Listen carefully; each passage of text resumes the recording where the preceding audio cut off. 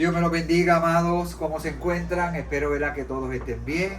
Aquí, una vez más, en esta ocasión, la oficina. He estado corriendo por diferentes salones de la Iglesia Betania, pero hoy me encuentro en la oficina del Seminario Teológico en Barrio Bayané, naturalmente en la Iglesia Betania, donde tenemos el centro, ¿verdad?, aquí en Atillo.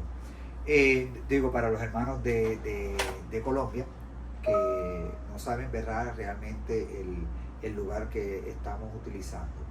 Hoy pues vamos a estar hablando de el curso, o continuamos con el curso de misionología. Vamos a estar utilizando el capítulo 4 y le tengo buenas noticias, pero se las doy ahorita. Primeramente, gracias a todos los hermanos que mandaron o enviaron la asignación, ¿verdad?, de la información sobre la ventana 1040. Para mí es muy importante, yo sé que hermanos que buscaron.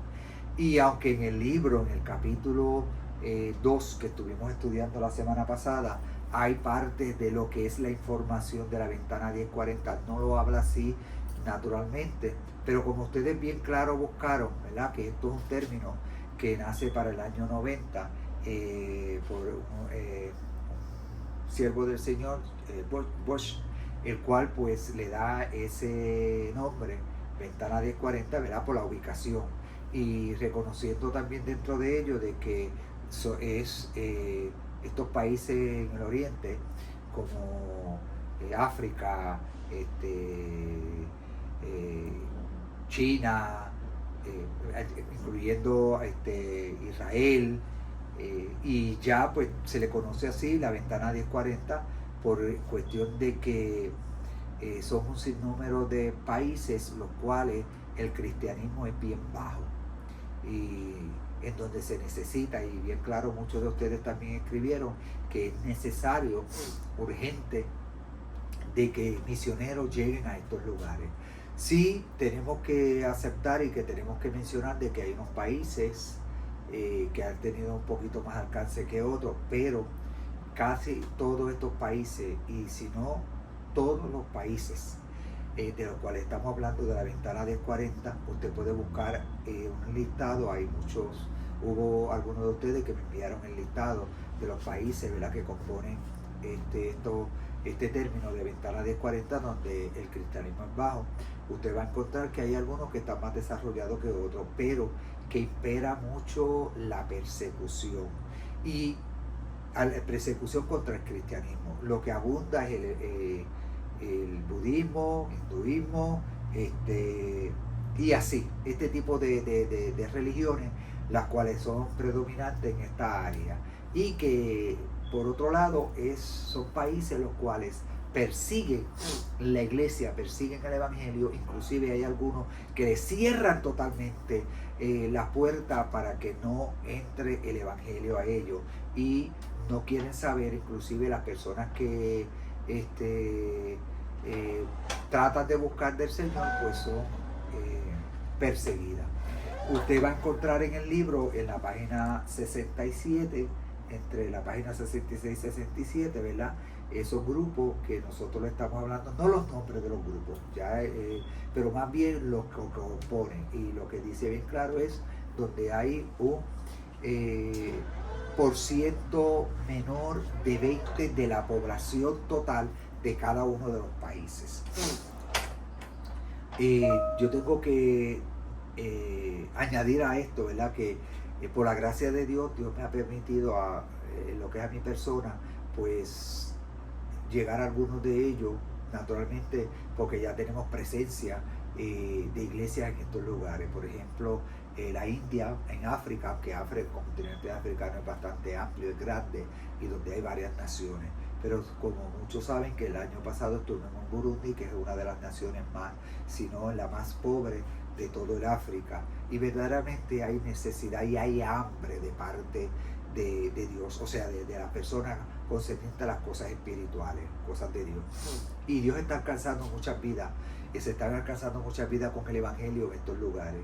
Yo le pido, ¿verdad?, porque ahí también, gracias al Señor, muchos mencionaron que hay que orar, que hay que orar para que Dios levante obreros, que hay que orar para que Dios levante misioneros, que hay que orar para que Dios envíe a alguien. Y eso es parte del trabajo misionero también. Este año, si Dios lo permite, después que regresemos del viaje de Panamá, que es el viaje de la juventud en conjunto con misiones, del 21 al 27, pues más adelante ya estaríamos haciendo los planes para este mismo año salir a Pakistán. Pakistán también está en esa línea y es uno de los países los cuales el evangelio es bastante atacado, inclusive cosas que a veces nosotros nos sorprendemos. Por eso este curso es bien interesante, porque hay cosas que nosotros pues podemos entenderla mejor cuando entramos a estas líneas. Una de las cosas que sucede en Pakistán es que cuando se está predicando el evangelio, aunque a nosotros no nos guste, pero hay que hacerlo, es que tenemos que tener personas armadas custodiando al predicador o a los predicadores para que no vaya un altercado contra estos. Así que yo le pido mucho la oración. Hasta ahora somos 5 ministros los cuales estaremos viajando para Pakistán. Así que con esto lo que quiero que usted tenga un poquito más claro lo que es la necesidad de predicar el evangelio en estos tiempos a estas naciones, porque bien claro dice la palabra que no llegará al fin hasta que el mensaje no sea predicado a todas las naciones, y hay naciones que el porcentaje es bien mínimo del evangelio, o sea que hay que trabajar. Así que dicho esto, vamos entonces a darle el capítulo 4, vamos a estar hablando del capítulo 4. Dentro del capítulo 4 hay unas claves, o sea, puntos claves, mejor dicho, de los cuales vamos a estar mencionando uno a uno y luego estaremos abundando de algunos aspectos. Yo, hermano, vuelvo y le pido de favor que este libro usted trate de leerlo, estos capítulos, que no se deje llevar solamente con lo que yo estoy diciendo.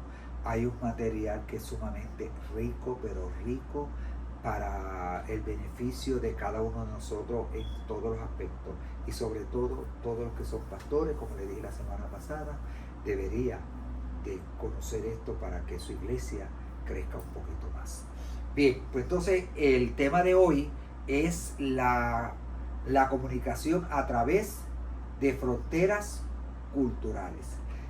Muchos de los puntos que nosotros vamos a estar tocando son puntos repetitivos, pero yo siempre he dicho, y como educador que he sido, siempre he dicho que la repetición es una de las bases importantes o elementos importantes en la educación.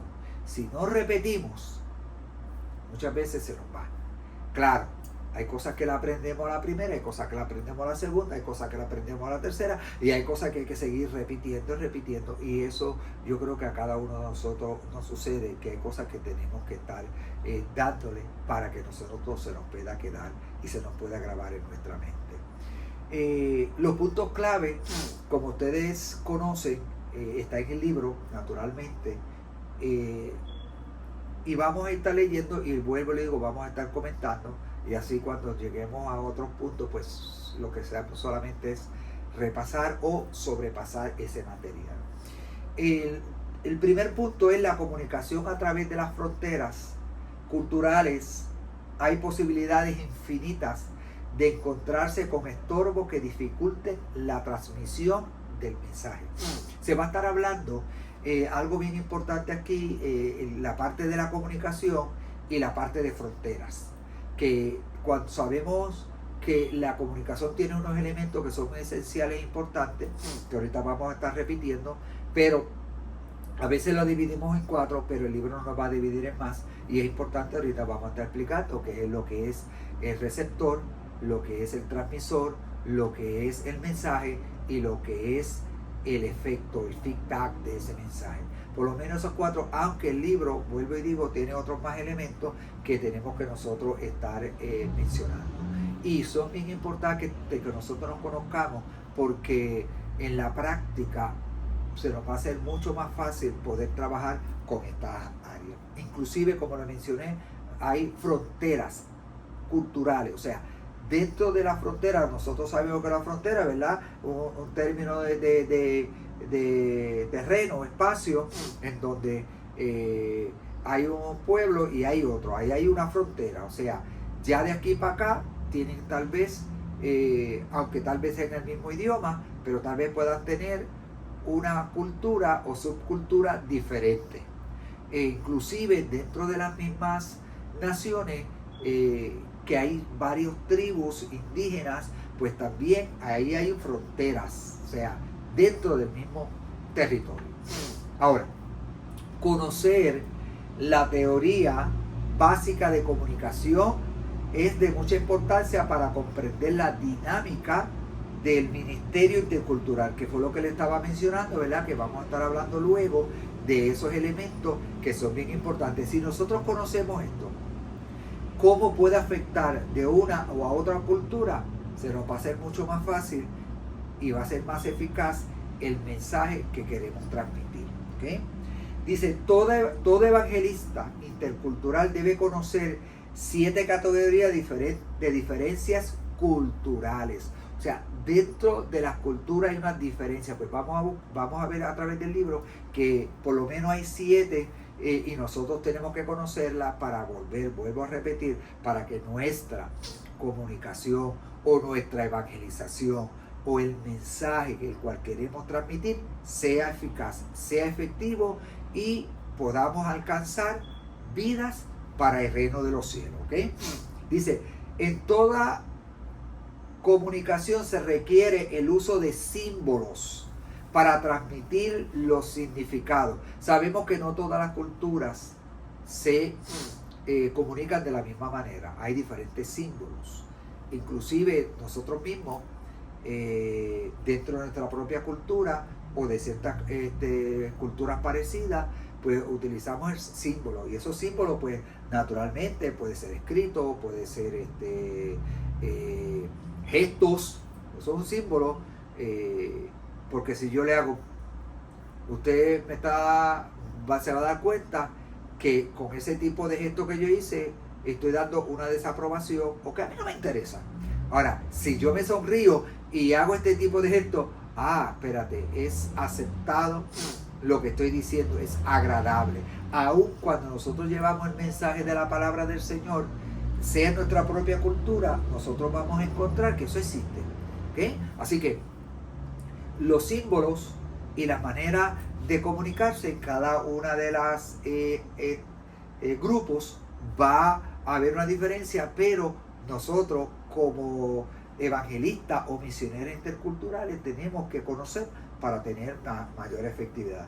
Dice, en diferentes culturas se requieren símbolos para transmitir significados equivalentes, lo que le mencioné. En cualquier cultura en donde haya un gesto, ¿verdad? Nosotros vamos a ver, dependiendo del tipo de gesto, si es de aprobación o es de desaprobación. Y eso es sumamente importante que nosotros conozcamos y que tengamos cuidado, porque cualquier gesto negativo nos puede echar a perder el trabajo que queremos realizar. Dice, se hace difícil transmitir de una cultura a otra si otra el significado de las cosas mediante símbolos de lenguaje, se hace difícil transmitir de una cultura a otra. Ya sabemos, ¿verdad?, que poder transmitir un mensaje de una cultura a otra, dependiendo más las distancias, cuán difícil se nos puede hacer. ¿Okay? Y naturalmente, si no conocemos los símbolos de ese lugar, los del lenguaje, dice, esto se debe a que el significado de esos símbolos, las palabras, no es exactamente igual cuando se traduce de una lengua a otra.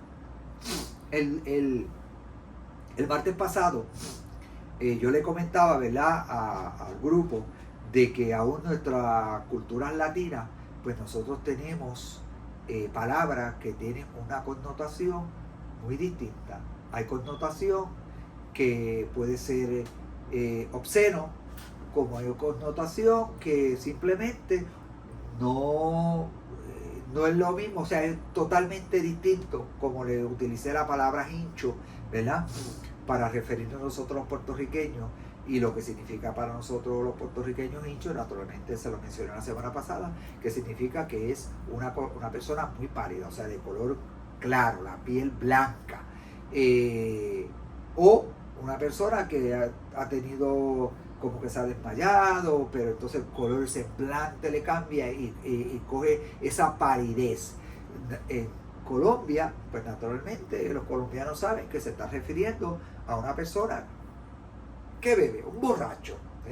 El jíbaro, también le mencioné, la connotación para nosotros es un campesino. Para Colombia, Venezuela, es un tirador de droga. Para Cuba, un jíbaro es un perro que sale de los montes, o sea, de esos perros que se mantienen en el monte y sale, pues eso es un jíbaro. Pero hay otras palabras que a veces nosotros queremos transmitir en nuestro mensaje y para muchos lugares, sobre todo lugares étnicos, grupos étnicos como indígenas, carecen totalmente de significado. Usted puede ir a algún lugar y hablar del pan, y usted va a hablar de la Santa Cena, pero le va a carecer el sentido a muchos de ellos porque no conocen lo que es el pan. Usted tendría que utilizar otro tipo de palabra para entonces poder llegar ese mensaje a esas personas. ¿Ven? O sea, que no todo el tiempo va a ser lo mismo. O sea, hay sitios que va a ser carecer. Y entonces, ¿qué nosotros tenemos que utilizar? Pues nosotros tenemos que utilizar cosas de las que ellos conocen, porque si usted quiere llegar y hablar de ese término, por ejemplo, de la cena del Señor, ya naturalmente que tenga conocimiento, pero como quiera que sea, ellos no tienen conocimiento, pues tendría que utilizar otro tipo de sustancia, si podemos decir así, de elemento, para llevar a cabo lo que es la cena del Señor o para poder explicar lo que es la cena del Señor. Inclusive le dije que hay cosas que carecen de sentido para ellos. Hay lugares que no saben lo que es una oveja. Hay lugares que usted le va a decir, mire, por favor, yo quiero que me indique dónde está el inodoro. ¿Qué inodoro? Mire, tan reciente como el año pasado, cuando estábamos en África, yo le solicité en inglés, le pedí que me llevaran al bathroom. Bathroom es el baño, ¿verdad? El inodoro para nosotros. Pero bathroom también significa como el lugar donde bañarse.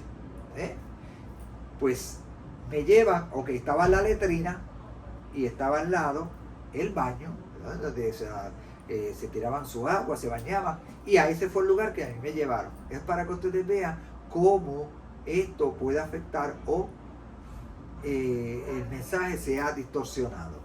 Dice, con frecuencia los evangelistas interculturales dejan de hacer distinción entre formas y significados y tratan de comunicarse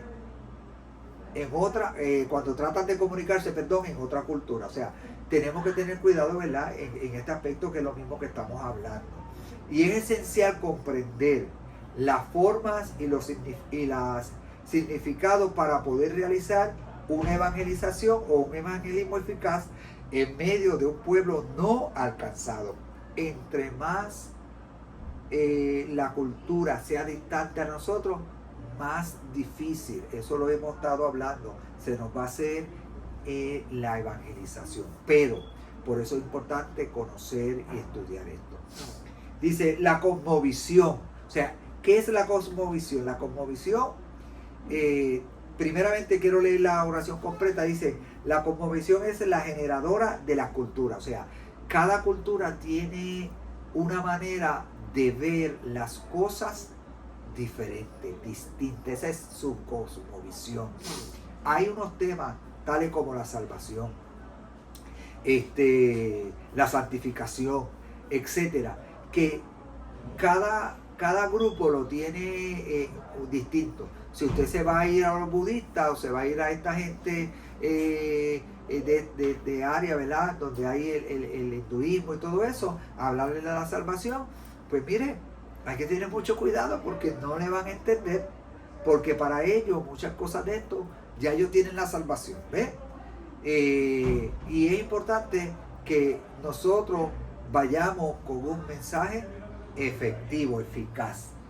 Por otro lado, dice que es esencial comprender la forma y significado para realizar, que fue lo que estaba mencionando, estaba repitiendo lo que le dije, para alcanzar esas personas. Ahora, y la cosmovisión, que era el punto, que es lo que cada cual ve, o sea, cada nación, cada grupo ve su medio ambiente. Porque cosmovisión es lo que nosotros tenemos. O sea, nosotros podemos ir a sitios indígenas y nosotros sabemos que hay una desnudez total o hay una desnudez parcial, y nosotros en nuestra área pues nos cubrimos más. Nosotros vamos a encontrar países que lo sabemos, en donde la mujer se tapa mucho más, y eso tiene un significado. A veces nosotros decimos, yo no sé cómo pueden estar con tanta ropa porque se van a morir de la calor, pero para ellos eso es su cosmovisión. Parte de eso tiene que ver con esa cosmovisión. Dice, el centro del modo de vida de un grupo étnico determinado es la fuente de su sistema de valores y de sus normas de conducta. ¿Ves? Como ellos ven, por eso es que tienen un tipo de conducta. Nosotros, por ejemplo, vuelvo otra vez a utilizar términos nuestros o ejemplos nuestros y ejemplos de ciertas naciones. Y usted lee el libro, lo va a encontrar. Usted va a indígena y usted va a encontrarse indígena con los pechos, las mujeres con los pechos por fuera, porque para ellos eso no es ningún pecado. Todo lo contrario, puede ser atractivo. Y para el hombre eso no le mueve, ¿verdad? A su mente a pensar de una manera negativa. Nuestra cultura es muy distinta. Por eso es la cosmovisión, lo que son el sistema de valores, lo que ellos tienen, aún las normas de conducta, lo que determina bueno o determina que es malo. ¿Okay? Y esto usted sabe que es algo controversial para muchos misioneros, evangelistas, en el momento de ir a evangelizar. En este capítulo más adelante hay una narración que lo voy a estar mencionando aquí ahorita, que es importante que usted lo lea. Yo quiero que usted lo lea, usted vea, ¿verdad? Y le voy a decir luego las páginas, pero ya más adelante lo estaremos viendo. Sobre una mujer, la cual misionera con mucha experiencia, pero cometió un grave error con un grupo étnico, que le quiso dar la bienvenida. ¿Okay? Dice, los cambios que ocurren tan solo al nivel de las normas de conducta dentro de una determinada cultura trae como resultado un sincretismo. O sea, cuando hay cambios en una cultura que son cambios propios, o sea, que son ellos, no es que se le obliga. El sincretismo lo que significa es esa filosofía que trata de conciliar dos doctrinas diferentes, o sea, dos maneras de pensar diferentes en esa área, ¿verdad? Y eso sabemos que sucede porque vemos que hay muchos grupos que entonces van adoptando por esa creencia o esa filosofía, etc. Dice, la comunicación eficaz de la verdad bíblica debe producir cambios a nivel de la cosmovisión y del sistema de valores. Esto tiene que haber cambios, sí, pero nosotros no podemos imponer los cambios. Nosotros tenemos que ir poco a poco. O sea, es como nosotros mismos. Con cuántas ideas erróneas llegamos nosotros y según la palabra fue entrando a nuestras vidas, ¿verdad? Y le dimos paso y a través de la escritura fuimos estudiando, encontramos que era algo necesario, pero no fue porque se nos obligó, sino porque le dimos paso a que ese cambio surgiese. Y esto es una gran verdad, lo cual nosotros tenemos que tener presente. O sea, los cambios tienen que haber, o sea, lo que tiene que ver en la escritura y lo que tiene que ver en la forma de valor, sí, pero que esto es algo paulatino, esto es algo poco a poco, un proceso. Dice, es muy importante es muy importante tener un conocimiento claro de la dinámica de las comunicaciones, interculturales antes de intentar evangelizar al pueblo de otra cultura. O sea, ¿qué significa? Nosotros tenemos que buscar información, y esto lo estamos dando del primer capítulo. Tenemos que buscar a qué cultura vamos, cómo trabaja, quiénes son, y hay una asignación que tiene que ver con esto, que se la vamos a estar dando más adelante.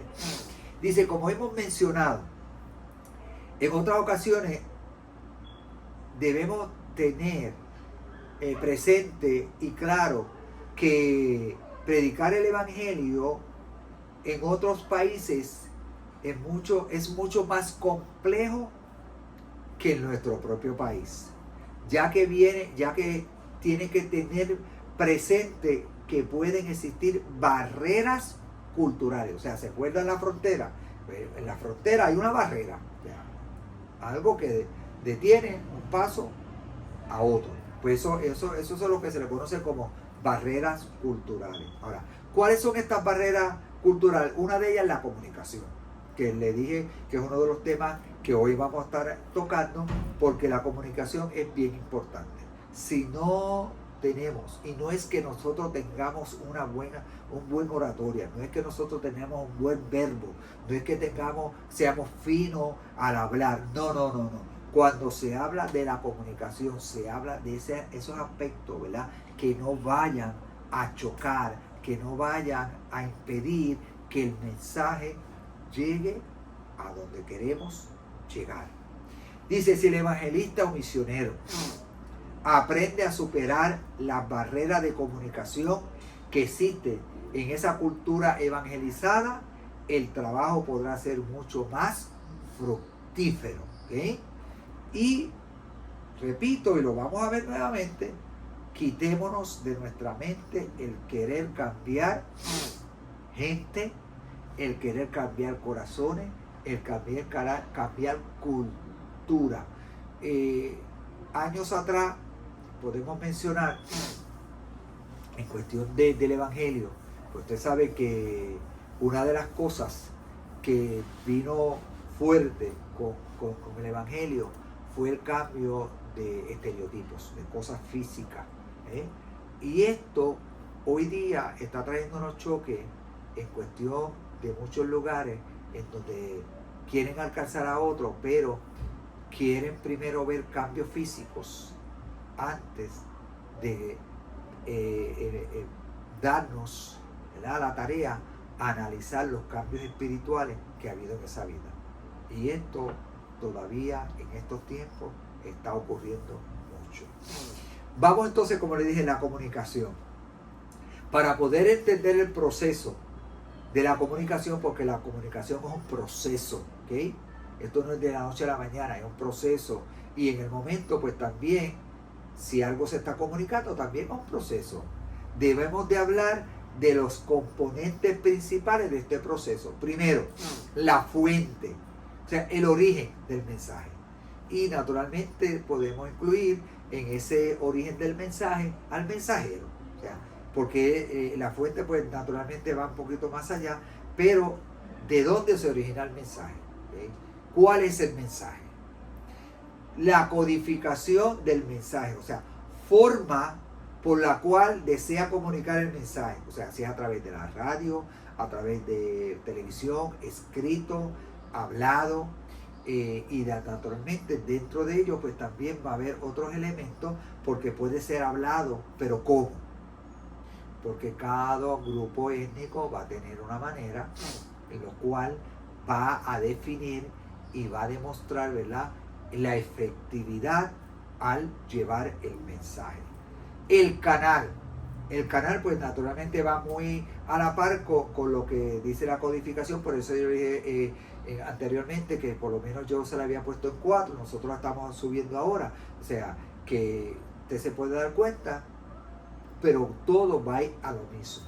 Dice el canal, medio por el cual se transmite el mensaje, o sea, el mensaje al receptor, o sea, al que nos escucha. Si es a través de historia, si es a través de las artes, el canto, etcétera, y otros más, ¿verdad?, que podríamos mencionar otra vez: televisor, la radio, escrito, hablado, etcétera. Y ahorita le hablamos de la codificación, ahora vamos a hablar de la decodificación del mensaje.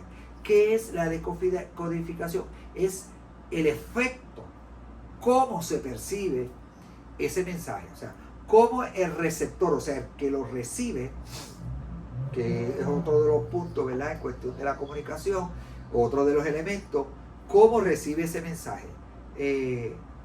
Y naturalmente, pues aquí entran los sentidos, los 5 sentidos, como es la vista, el oído, el tacto, el gusto y el olfato, porque aún a través del olfato se puede recibir y a través del gusto. Usted dirá, pero ¿cómo se va a recibir esto? Mire, hay lugares en donde antes de permitirle al evangelista o al misionero entrar al grupo étnico, o sea, a esa tribu, en este caso de tribus, usted tiene que pasar por unas pruebas. Le dan de tomar algo, le da gustar algo, y muchas veces lo que le están dando, y el libro lo habla mucho de ello también, lo que le están dando es una bebida, puede ser una bebida embriagante, el olor va a ser fuerte, y si usted hace gestos, ¿verdad?, los cuales son negativos para ellos, pues mire, ya ellos están decodificando el mensaje. O sea, aquí no hay entrada, aquí esto no está pasando la prueba, ¿ves? Esas cositas tengámoslas en sumo cuenta. El ruido. En toda comunicación pueden surgir ruido, interferencias, ¿ok? Y esta interferencia nosotros tenemos que tratar de bajarla, de ser lo menos posible que existan o que no existan para que la comunicación sea efectiva. O sea, ¿por qué le digo los ruidos? Puede ser ruido externos, ¿verdad?, en el área, pero puede ser cualquier otra cosa, o sea, algo que interfiera. Si yo, por ejemplo, estoy hablando a un grupo étnico y tengo mi reloj y comienzo a darle mucho toque a mi reloj, tal vez para algunos, tal vez no todos, pero para algunos de los que son mis oyentes, receptores, que están recibiendo, se están enfocando más en el reloj que lo que yo le quiero decir. ¿Ve? Todas esas cositas nosotros tenemos que tener cuidado. Por eso a veces en estos lugares es mejor no utilizar nada, si sabemos, ¿verdad?, que esas culturas no lo tienen, para que no sea algo distractivo e interfiera en la comunicación del mensaje que queremos transmitirle. Dice el receptor, que ya le habíamos mencionado, ¿verdad?, en la parte de arriba, antes del número 5, que es la persona que escucha el mensaje y qué actitud tiene hacia el mismo, o sea, hacia el mensaje que se le está transmitiendo. O sea, y esto, pues naturalmente, puede haber un momento dado. Hay ocasiones que el transmisor se convierte en receptor y el receptor se convierte en transmisor, porque si hay una dinámica de diálogo, pues ahí pues vemos, ¿verdad?, la fuente de lo que se está llevando a cabo. Lo que se conoce como el feedback o reacción. Se utiliza el feedback, la palabra en inglés, naturalmente, ¿verdad?, que es la reacción. Esta se percibe a través de las expresiones del rostro o expresiones verbales. Yo, tal vez la persona no me diga nada verbalmente, pero como mencioné anteriormente, con su gesto me puede estar aprobando o desaprobando lo que estoy diciendo. ¿Ves? Claro, no siempre que la persona esté aprobando, que esté haciendo sí, quiere decir que lo entienda todo. Eso hay que analizarlo y eso hay que buscar, ¿verdad?, ir a esa fuente y a ese mensaje y a ese trato, esa comunicación, para ver cuál efectivo fue el mensaje, hasta dónde entendió o dónde no entendió. Por ejemplo, en África hubo una de las lecturas, la página, estamos en la página 116 a la 117. En una ocasión, un misionero, un evangelista, va y comienza una dinámica entre los africanos a recibir, ¿verdad?, con cánticos, llamando al pueblo, y él observaba de que había movimientos en medio del pueblo y los tambores y todo eso. El misionero naturalmente indaga el por qué se seguía cantando y le dijo, no se canta lo mismo, parece lo mismo, pero las palabras han cambiado, los movimientos de nosotros, porque eso es parte de ello, ¿verdad? Y los tambores, porque esos son instrumentos, y eso naturalmente no lo van a cambiar de la noche a la mañana, si es que fueran a cambiar. Y le dijo, uno de los anfitriones o de los africanos, ¿verdad?, que tenía más entendimiento, al cual se le habla, dice, no, nosotros adorábamos a Dios. Nosotros, nuestro cántico iba dirigido y las palabras eran totalmente diferentes a lo que usualmente nosotros cantamos. Que se usa, vuelvo otra vez, los tambores, los instrumentos, pues ya usted sabe que cada nación tiene su estilo de cántico. Por ejemplo, si vamos a Colombia, en un área pues tienen el vallenato, aquí en Puerto Rico la salsa, etcétera. Yo no soy muy dado a ella, ¿verdad? Pero se utiliza inclusive en la República Dominicana el merengue, etcétera. Pero que hay que, ¿verdad?, tener cuidado cuando nosotros vamos a juzgar.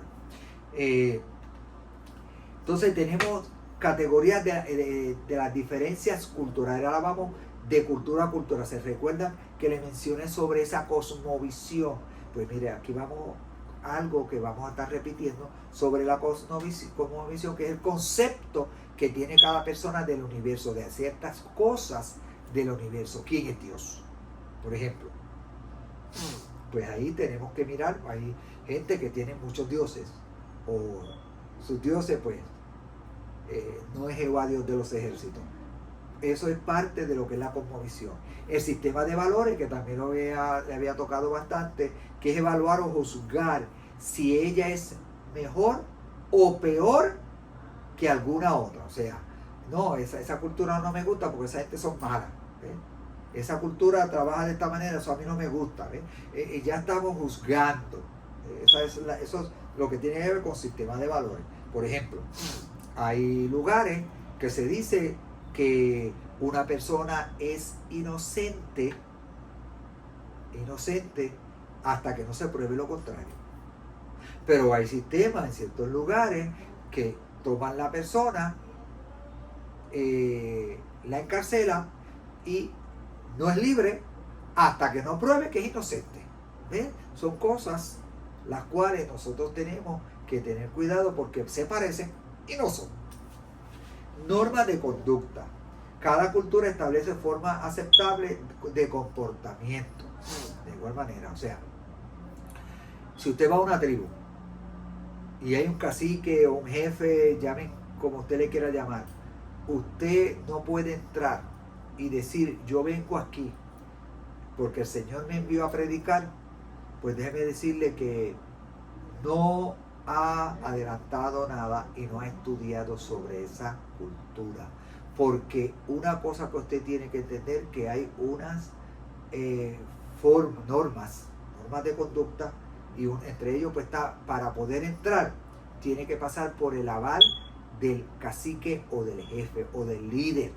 Si el líder no está, como le pasó a unos compañeros en un viaje misionero con indígenas, si el líder no estaba, tenían que esperar en las afueras hasta que llegara el líder para que le diera paso, si le quería dar paso, para que pudiera entrar y pudiera hablarle o trabajar con la tribu. ¿Ok? Así que tenga eso mucho cuidado, porque es que a veces nosotros nos afanamos mucho y decimos, Dios me mandó y aquí yo hablo, le guste a quien le guste, yo voy a decir lo que Dios me dijo. Cuidado, ese no es el Dios de la palabra, ese no es el Dios que yo conozco, ese no es el Dios del orden bíblico. ¿Okay? Así que cuidado con esto.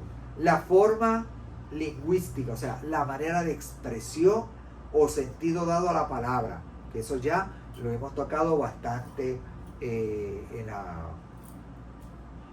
comentarios anteriores. El sistema social, funciones y tareas llevadas o dadas a los diferentes miembros de la etnia, o sea, cada cada grupo, cada etnia tiene su sistema social. Nosotros sabemos que nosotros tenemos gobernantes, o sea, presidente, alcalde, etcétera.